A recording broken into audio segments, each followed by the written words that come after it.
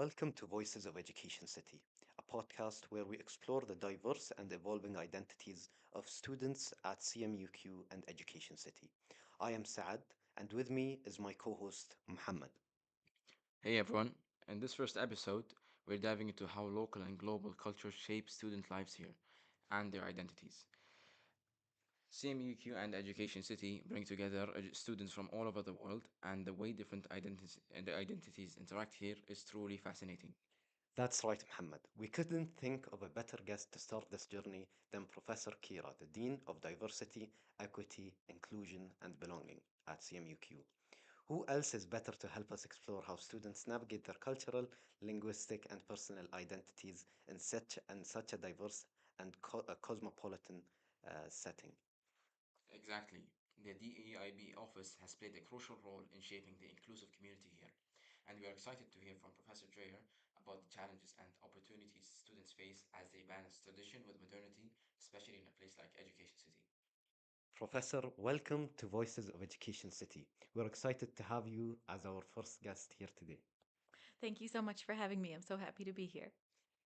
Let's start by talking about language at CMUQ and across Education City. We have students who speak a variety of languages, from Arabic to English to French to Urdu and beyond. We know that language is not just a tool for communication, but also a key part of identity. But sometimes it can also bring up feelings of shame, a term that's been explored by scholars like the ones we've studied in 76-100. Students often feel pressure to speak perfectly in English or Arabic or any other language, and this can create a sense of inadequacy. Professor Kira, have you seen this kind of linguistic tension among students?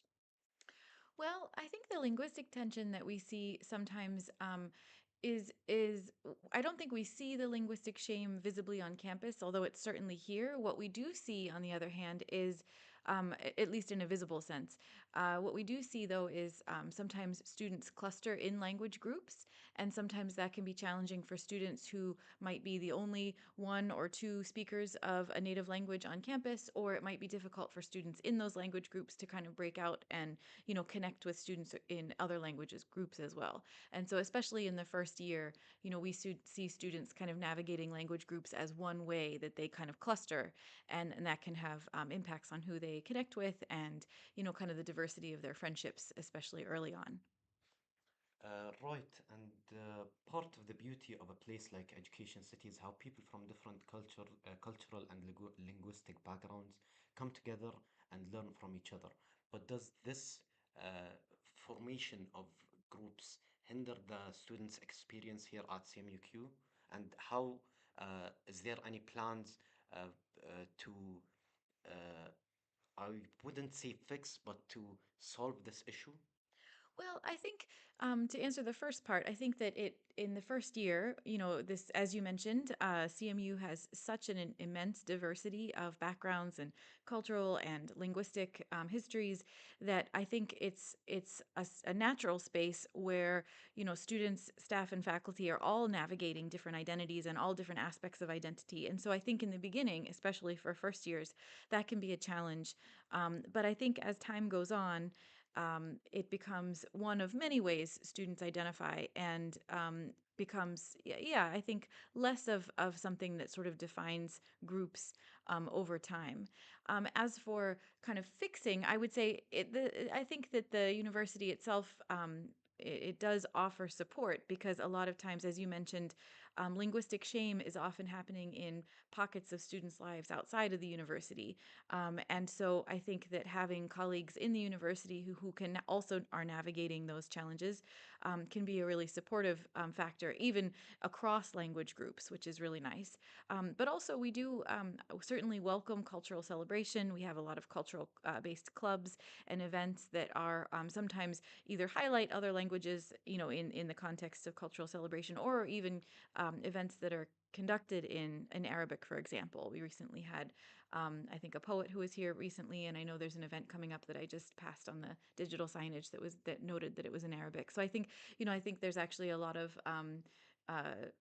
language that happens on campus, that is not exclusively English, even in a university events.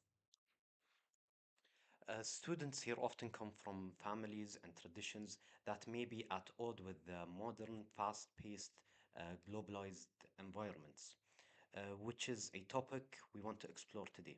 How do students balance staying true to their cultural identities while adapting to the expectations of a global educational community such as the one we have here at CMUQ?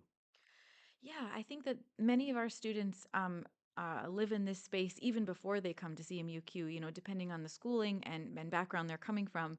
But I think that you're absolutely right. Balancing that sort of modern and traditionalism that sort of captures Qatar in a nutshell is something that students, whether they're local Qatari students or resident expat students, or if they're international, that they end up themselves becoming kind of this embodiment of that modern traditionalism, and that their identity carries markers of both, and that they can both, while that creates in either space, or maybe not just too many spaces, right, that can create challenges for them. It also is an opportunity for them to navigate all those different spaces and kind of be the connector between the modern and the traditional. And I think that it also helps prepare students going forward, because many of them will follow through in careers that also require them to kind of have a strong basis for how to navigate what they want to keep as precious tradition and what they want to explore uh, in other spaces, that are where they have to kind of balance those two things. And so I think our students are actually kind of an amazing opportunity for that balance. While navigating this environment, which may be new to some students, have you ever seen cases of maybe a sense of inadequacy or trouble fitting in, or a lack of a sense of a lack of belonging experienced by some students? I think that happens absolutely, sure, in all sorts of different dimensions. So language in particular, I think, can certainly play a role. I think depending on students' preparation, that inadequacy can definitely kind of creep up, especially in relation to some students who've been in English education since day one, whereas others might have attended an Arabic high school, or a high school in another language up until just last year, and that this is the first time they've done all of their subjects in English. So I think that can be very challenging, and so but on the other hand, I think belonging and other issues can be across many other dimensions, but can be solved through many of those dimensions too. So even if someone's feeling like in the beginning that they're struggling with language, that we can help build belonging in all sorts of other ways that helps them to feel supported holistically. But in addition, we have in the language piece specifically, we have an initiative around affinity rooms, one of which is currently under construction, but the other one is upstairs in the DEIB office. And students can actually book those affinity rooms for any point of connection with other students. And we strongly encourage language affinity, and because oftentimes we'll have a handful of students from a country, but they might not be aware that we have a faculty or staff member as well, and so they can book the affinity space to have kind of a home language speaking hour. And then it can kind of, because a lot of students report that they really just want to relax when they're tired and their brains are tired, and speak their native language, and that can be one way that we can create opportunities for them to do that. And that's where the work of the Office of Diversity, Equity, Inclusion, and Belonging comes in. Of course, we know the DEIB office fosters an environment where students can explore these tensions in a supportive manner, creating a space where diversity is not just accepted, but also celebrated in a way. Professor Kira, before we wrap up, what advice would you give to incoming students about navigating their own identities here in Education City? Oh, that's a great question. I think the best way to navigate identity in at CMU and within broader in Education City is to really feel secure in the fact that everyone is doing the same thing.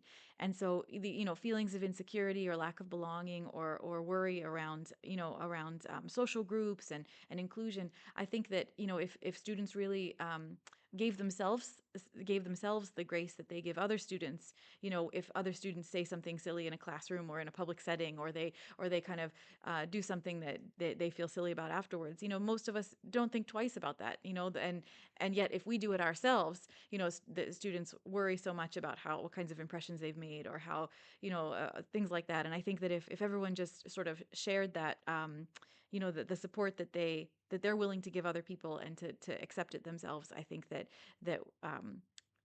that folks would be able to kind of develop over the 4 years in a much more uh, supported way. And so I think really just acknowledging the struggles of others and internalizing that and providing that kind of grace to yourself as well is the most collective way that we can move forward.